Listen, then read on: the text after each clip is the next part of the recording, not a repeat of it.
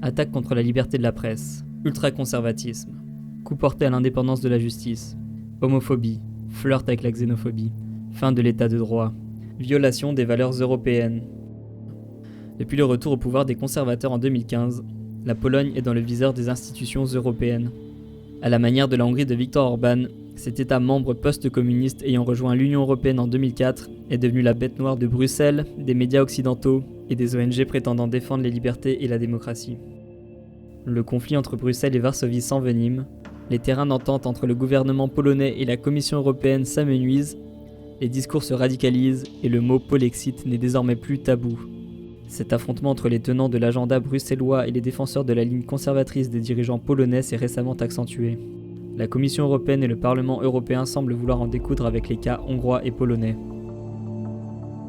Symbole de la lutte anticommuniste avant 1989 et accueillie à bras ouverts en 2004 au sein de la famille européenne, la Pologne est désormais dans le collimateur des élites occidentales. Mauvais élève pour les uns, bel exemple de résistance au diktat bruxellois pour les autres, elle fait l'objet de toutes les passions et de toutes les polémiques. Que s'est-il passé ? Pourquoi la Pologne et les institutions européennes ne parviennent-elles plus à se comprendre et à s'accepter ? La Pologne serait-elle allée trop loin ? Ou est-ce la construction européenne qui serait en train de changer de nature ? En quoi la Pologne occupe-t-elle aujourd'hui une place si particulière dans le jeu européen ?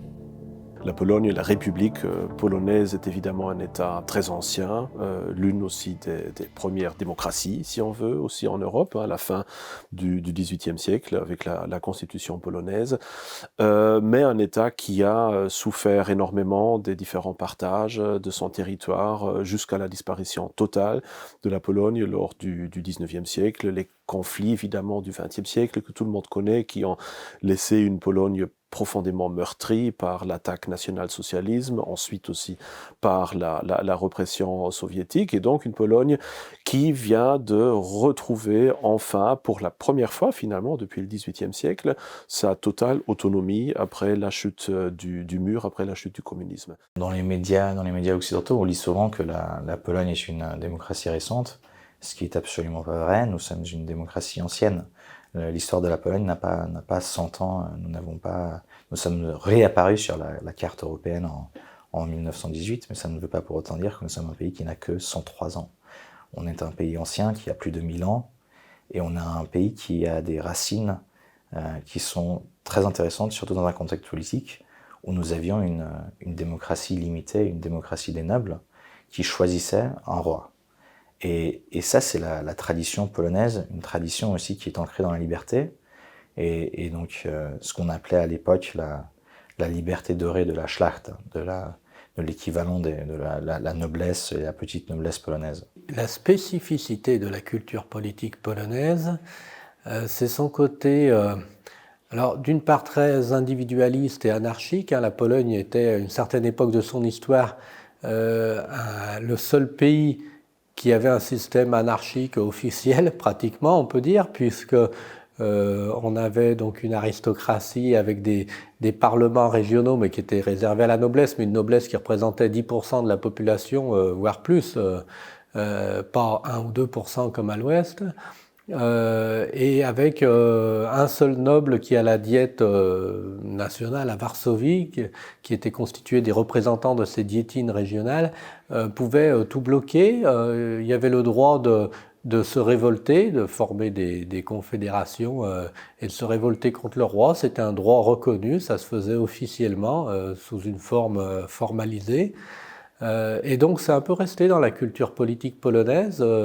C'est un système parlementaire en fait qui puise ses racines dans des temps assez anciens et où on a aussi cette tendance qui a valu à la Pologne de perdre son indépendance d'ailleurs à la fin du XVIIIe siècle à aller chercher à l'étranger la solution de problèmes internes. Ça, c'était une tradition très ancienne en Pologne. On la voit reproduire aujourd'hui avec l'opposition polonaise qui va demander à Bruxelles qu'on applique des sanctions à la Pologne parce que, bon, elle parle bien entendu pour justifier cette manière de faire d'atteinte à la démocratie et à l'état de droit. Mais en réalité, c'est faute de pouvoir convaincre les Polonais, on va chercher à l'étranger des appuis puissants qui vont nous permettre de revenir au pouvoir. Et ça, c'est une ancienne tradition polonaise. L'opposition polonaise, les médias occidentaux et les institutions européennes ne cachent plus leur souhait de voir la Pologne sanctionnée. Certains voudraient lui couper les vivres, d'autres la soumettre politiquement.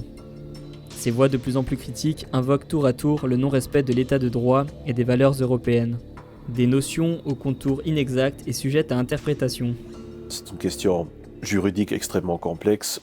On peut la réduire au fond au problème que les réformes qu'a connues la Pologne, surtout la réforme juridique, judiciaire, en tant que telle, n'aurait dérangé personne si elle s'était passée dans un autre contexte politique. Car il faut savoir que, notamment les différentes réformes, telles que la cour disciplinaire, telles que aussi les modifications dans l'élection ou la désignation des juges au tribunal constitutionnel, au fond, n'ont fait que créer une situation qui est déjà tout à fait courante. Par exemple, en Allemagne, au fond, le résultat de ces réformes ne se distingue pas grand-chose, en tout cas, de ce que nous connaissons dans toute une série d'autres pays européens. Le problème pour l'Union européenne, essentiellement, c'est que cette réforme, elle, avantage le mouvement conservateur parce qu'elle permet une certaine démocratisation, parlementarisation, si on veut, du système judiciaire.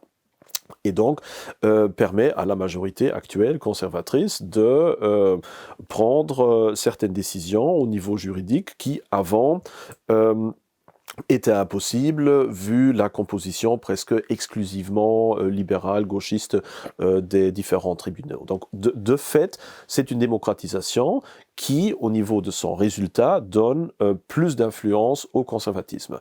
Et c'est ça, évidemment, qui est un problème pour l'Union européenne. Si ça s'était passé dans l'autre sens, c'est-à-dire que la situation de base avait été conservatrice et qu'un gouvernement de gauche libéral avait mis en place une réforme judiciaire qui donnait justement plus de pouvoir au Parlement pour transférer ou pour changer un peu la composition du système judiciaire vers la gauche, alors là, évidemment, l'Union européenne aurait probablement applaudi pour exactement les mêmes mesures. Bon, ça, c'est évidemment un problème. Mais au-delà de ça, nous voyons évidemment que les valeurs mises en avant par la Pologne actuelle, que ce soit dans le domaine judiciaire, mais aussi que ce soit d'un point de vue de la protection protection de la vie, protection de la famille, loi contre l'avortement, empêchement de l'euthanasie, loi aussi restreignant l'idéologie LGBTQ dans le public. Tout ça va évidemment à contresens, non pas des droits humains, mais d'une analyse ou interprétation très particulièrement de gauche libérale de ces droits humains. Et c'est évidemment ça qui est mis en avant. Nous voyons actuellement que les valeurs humaines, telles qu'on les trouve notamment dans le traité de Lisbonne, et qui sont des idées certes très honorables, mais relativement neutres et vides d'un sens propre, et qui nécessitent une interprétation, sont actuellement interprétées d'une manière radicalement de gauche. Or, la Pologne ne joue pas ce jeu-là, et alors ça permet évidemment aux différentes instances européennes de mettre en avant des prétendues attaques aux valeurs européennes, derrière lesquelles se cache pas du tout une opposition entre valeurs européennes et valeurs totalitaire, extrémiste ou autre chose, mais plutôt tout simplement une interprétation plutôt de gauche ou plutôt conservatrice de ce même ensemble de valeurs. C'est juste une évolution récente de la conception de l'état de droit à l'Ouest qui fait qu'aujourd'hui, on peut comprendre les choses différemment. Aujourd'hui, l'état de droit tel qu'il est compris à Bruxelles et dans certaines capitales européennes, c'est le gouvernement des juges en fait. C'est le fait qu'un juge décide et on applique forcément sa décision sans se demander si le juge décide dans le cadre de ses compétences ou non. Or, en Pologne, c'était un peu la même tendance, mais en 2015, quand le PiS a remporté les élections, il avait clairement dit dans son programme électoral qu'il voulait rétablir un certain contrôle démocratique sur la justice Et il faut dire qu'il y a le contexte aussi du pays post-communiste. La justice en Pologne n'avait jamais été réformée. Elle était censée s'épurer elle-même après le communisme, ce qu'elle n'a pas fait. Donc il y a à la fois les vieux juges qui ont prononcé des jugements parfois politiques à l'époque communiste, et puis il y a les juges plus jeunes qui reproduisent les mêmes schémas que les anciens juges. Il y a un corporatisme très fort qui s'est installé, consolidé après la chute du communisme dans le système judiciaire polonais. Et c'est dans ce contexte, dans le contexte de certains scandales d'ailleurs, et y compris de scandales où on voyait qu'en réalité cette justice qui en théorie était indépendante, était plutôt inféodée au pouvoir politique. Il y a eu une affaire avec Donald Tusk, enfin pas directement, mais une affaire qui impliquait une histoire d'institution parabancaire qui avait frauduleusement extorqué de l'argent à beaucoup d'épargnants polonais par un système de pyramide en réalité. On avait vu à ce moment-là, il y avait le fils de Donald Tusk qui travaillait pour le fondateur et propriétaire de cette institution. Alors il travaillait pour une autre de ces sociétés. Et donc c'était une histoire un peu gênante pour Donald Tusk. Et il y avait une provocation journalistique où quelqu'un s'était fait passer pour le chef de la chancellerie donc du Premier ministre Donald Tusk et qui avait téléphoné au président du tribunal de Gdańsk qui était en charge de cette affaire. Et il avait obtenu des assurances de ce président du tribunal qu'il y aurait un juge qui serait choisi, un juge adéquat pour cette affaire et que le Premier ministre n'avait absolument rien à craindre. Donc ça, c'était un des scandales qui avait fait que dans ce programme en 2015, le PiS avait promis de rétablir un certain contrôle démocratique et de mettre fin à ce corporatisme de l'institution judiciaire de manière à pouvoir sanctionner les juges corrompus, les juges corrompus ou les juges incompétents aussi. Il y a eu aussi plusieurs affaires de sentences absolument scandaleuses qui clairement allaient à l'encontre du droit et du bon sens, mais les juges étaient en général jamais punis. Donc cette conception de l'état de droit ici n'est pas vraiment différente, mais seulement elle a abandonné un peu cette dérive, en tout cas momentanément, peut-être pour longtemps, mais cette dérive qui est de vouloir dire que les juges sont tout puissants, en fait, qu'ils peuvent tout décider et qu'ils peuvent même enfreindre la loi.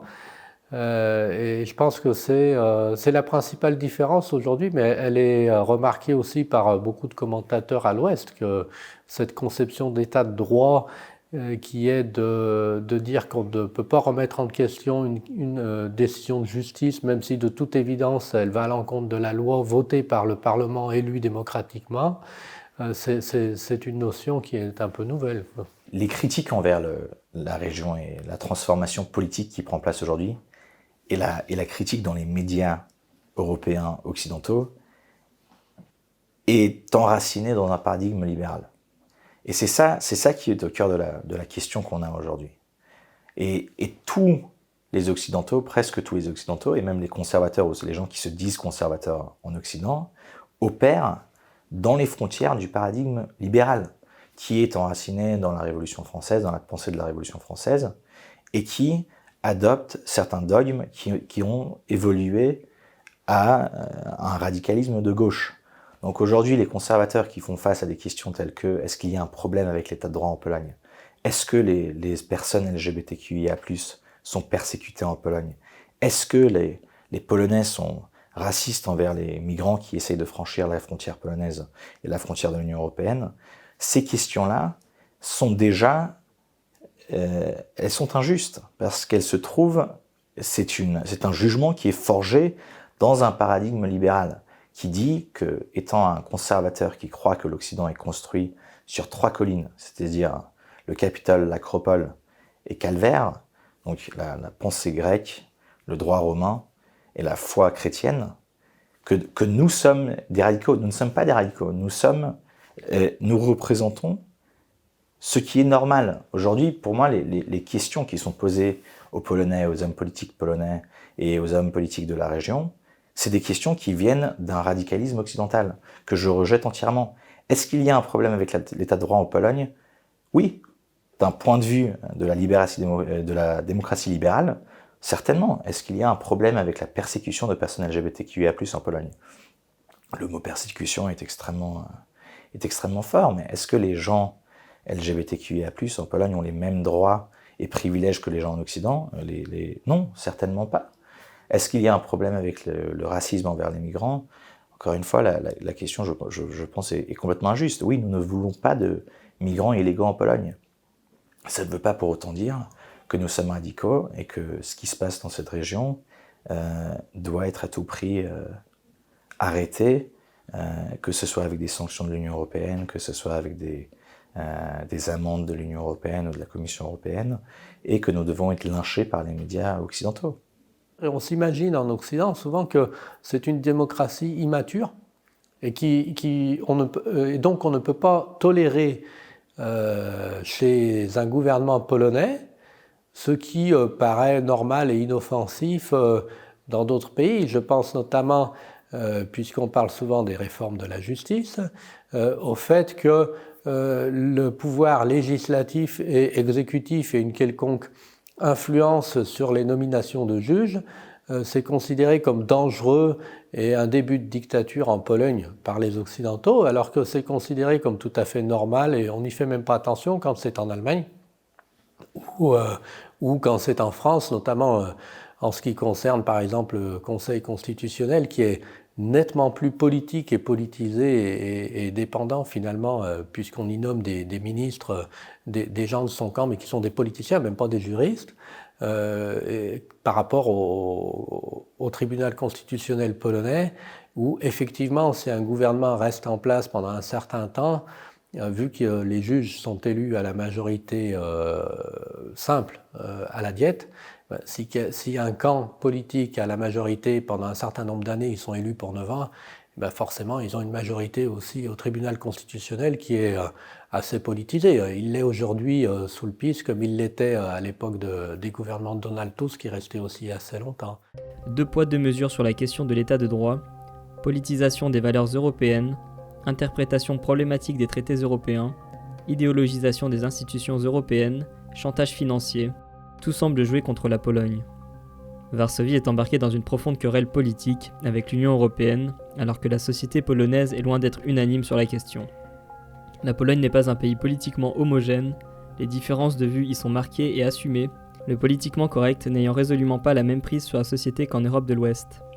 En Pologne, on n'a pas d'uniformité de pensée, donc on n'a pas un seul parti politique, même si le PiS a dominé les dernières élections, ils ont gagné 8 élections d'affilée. C'est le seul parti à avoir pris le pouvoir en Pologne depuis la transition politique sans coalition avec d'autres partis. Et il l'a fait 2 fois d'affilée, ce qui donne une certaine idée de la popularité du parti. Mais ça ne veut pas pour autant dire que tout le monde partage la pensée politique de PiS ou de Jarosław Kaczyński, qui est le grand penseur politique du PiS. Donc on a aussi en Pologne des partis politiques qui ont une autre vision de la démocratie, qui ont une autre vision de comment le pays doit être dirigé, comment il doit fonctionner, et dans quelle lignée de tradition politique il doit s'inscrire. Et donc en Pologne, on a un conflit assez rude, et de plus en plus rude, parce que certains procès dans la transformation sont en train de changer le pays drastiquement. Entre autres, on a une athéisation, une laïcisation du pays, avec les jeunes qui abandonnent la tradition de l'Église catholique en grand nombre. Donc on a une érosion des valeurs catholiques en Pologne. Parce que le pays est quand même fort déchiré entre, justement, comme tous les autres pays européens d'ailleurs, entre une approche plutôt conservatrice, une approche plutôt de gauche libérale. Et donc là, comme dans beaucoup d'autres pays, cette division, elle traverse les familles, elle traverse les différents espaces de travail, etc. Donc c'est un pays qui est certes divisé, mais il me semble quand même, au moins de mon point de vue de Belge installé ici, que même parmi la gauche, même parmi pas mal d'électeurs aussi de l'opposition, on trouve quand même un certain patriotisme, un certain traditionnalisme qu'on ne remarquerait pas autant ou qu'on ne trouverait pas autant en Occident. Ça me frappe à chaque fois que quand il s'agit vraiment de questions importantes, comme la défense de la frontière, comme une approche, disons, plutôt positive de la tradition chrétienne, comme un certain patriotisme face au passé historique très difficile de la Pologne, même la gauche a tendance à être quand même nettement plus traditionnelle ou traditionnaliste en Pologne que dans le reste de l'Europe. Mais tout ça est en train de changer, malheureusement, pourrait-on dire. On voit de plus en plus, surtout évidemment chez les jeunes, mais pas seulement, une certaine radicalisation due aux réseaux sociaux, due à la propagande occidentale, due à la pression de l'Union européenne ou évidemment des États-Unis qui mène à une distanciation de plus en plus claire finalement aussi de ce patriotisme, mais qui est ou qui reste quand même toujours plus notable ici que dans l'Europe occidentale, me semble-t-il en tout cas. Et ça, on a très bien pu le voir néanmoins, ce début de crise dans le strike Kobiet qu'on a connu en Pologne il y a quelques mois, quand les lois sur l'avortement avaient été durcies et qu'il y a eu beaucoup d'exactions, même contre des églises, contre des monuments publics, etc., qui ont très fortement choqué la population et qui, je crois aussi, au sein de la gauche ou de la gauche libérale, ont quand même fait réaliser à certains qu'on avait là quelque chose qui allait beaucoup trop loin et qu'il y avait un véritable danger, que l'idéologie telle que promue par Bruxelles pouvait mener la Pologne à quelque chose que la plupart des électeurs de la gauche ne veulent pas au fond. Donc c'est peut-être un petit signe d'espoir que ça a quand même pu leur montrer le réel danger de ce qui pouvait arriver si la Pologne devait basculer vers l'autre côté de l'échiquier politique. C'est un pays où il y a une grande liberté d'expression et d'opinion qui est beaucoup plus respectée en fait qu'en Occident. Il n'y a pas de cordon sanitaire, y compris pour des partis qui seraient nettement plus à droite que le parti de Marine Le Pen, par exemple. Donc ça n'existe pas. Alors il y a bien une certaine gauche qui voudrait mettre en place ce genre de cordon sanitaire, mais c'est très minoritaire et c'est pas pris vraiment au sérieux. C'est assez normal en Pologne, dans la culture politique polonaise, d'exprimer des opinions qui peuvent être parfois radicales, totalement opposées, mais on discute, on se dispute. Le 16 février 2022, la dispute entre Varsovie et Bruxelles monte en intensité avec le rejet par la Cour de justice de l'Union européenne des recours formés par la Hongrie et la Pologne contre le mécanisme de conditionnalité lié à l'état de droit. Tandis que les libéraux et la gauche se réjouissent de cette décision, les milieux conservateurs protestent et réfléchissent aux conséquences à en tirer quant à l'avenir de l'Union européenne. À l'évidence, la mise en place de ce mécanisme soulève nombre de questions juridiques, notamment celle de sa compatibilité avec les traités européens signés et ratifiés. Quoi qu'il en soit, il devient délicat de se prononcer sur la tournure qu'est susceptible de prendre ce conflit entre le gouvernement polonais et ses détracteurs occidentaux. L'avenir est-il à l'apaisement des passions, ou au contraire à une aggravation croissante et irréversible de ce conflit ? On peut craindre d'abord que la Pologne se soumette. On peut le craindre parce que l'année dernière, il ne faut pas oublier que le Premier ministre polonais, donc le gouvernement polonais, a accepté le mécanisme de conditionnalité, donc qui conditionne les fonds européens, le paiement des fonds européens à l'évaluation du respect de l'état de droit par la Commission européenne. Ça, ils pouvaient facilement le bloquer. Ensuite, ça devenait plus difficile une fois que ça a été adopté, mais les Polonais comme les Hongrois ont rapidement abandonné leur veto. Donc ça fait craindre qu'ils peuvent aussi se soumettre. Aujourd'hui, ils ont accepté de supprimer leur chambre disciplinaire à la Cour suprême. C'est une exigence de la Commission européenne qui est appuyée par la Cour de justice de l'Union européenne, alors que c'est quelque chose qui n'entre pas du tout dans les compétences de l'Union européenne. Et s'ils se soumettent, ça veut dire que, de fait, l'Union européenne aura gagné de nouvelles compétences, qui est de légiférer dans le domaine de l'organisation de la justice des États membres, ce qui n'est pas du tout dans les traités.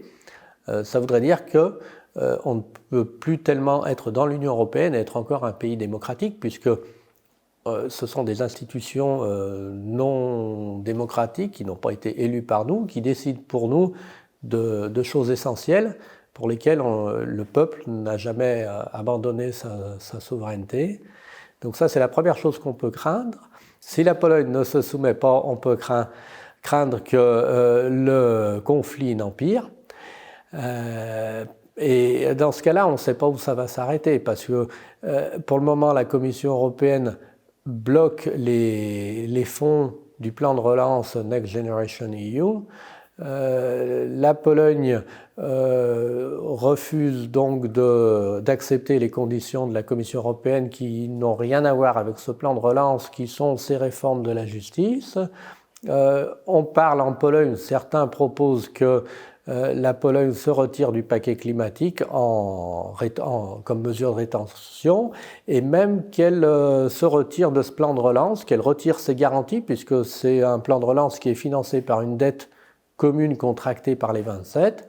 Donc certains, notamment députés du PiS, et puis à droite du PiS, donc les nationalistes de la Confédération, exigent aujourd'hui que la Pologne retire ses garanties et se retire de ce plan de relance qui, selon eux, de toute façon ne sera pas bénéficiaire à la Pologne. La Pologne peut facilement se financer sur les marchés financiers puisqu'elle a un budget qui est en très bonne situation, une économie qui se porte bien.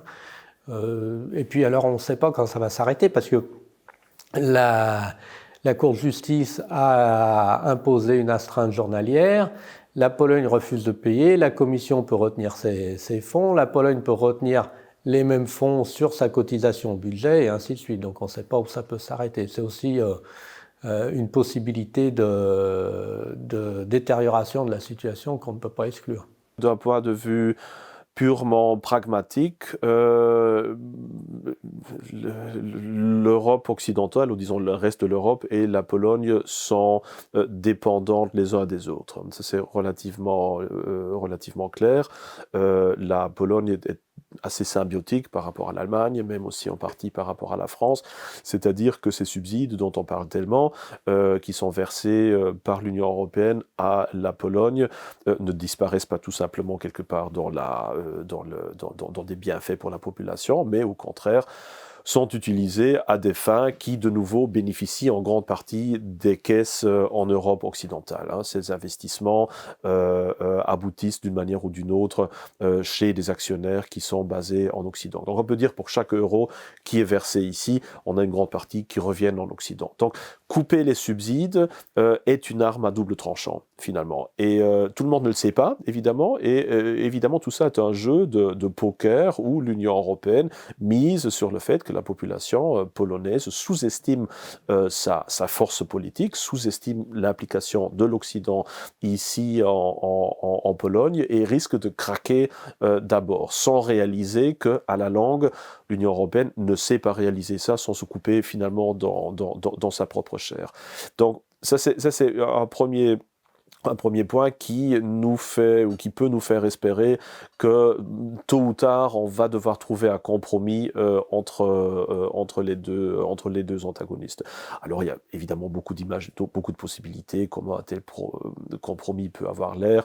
Le gouvernement polonais pourrait très bien accélérer la réforme de la réforme telle qu'elle est d'ailleurs actuellement, déjà depuis quelques mois, en train d'être discutée.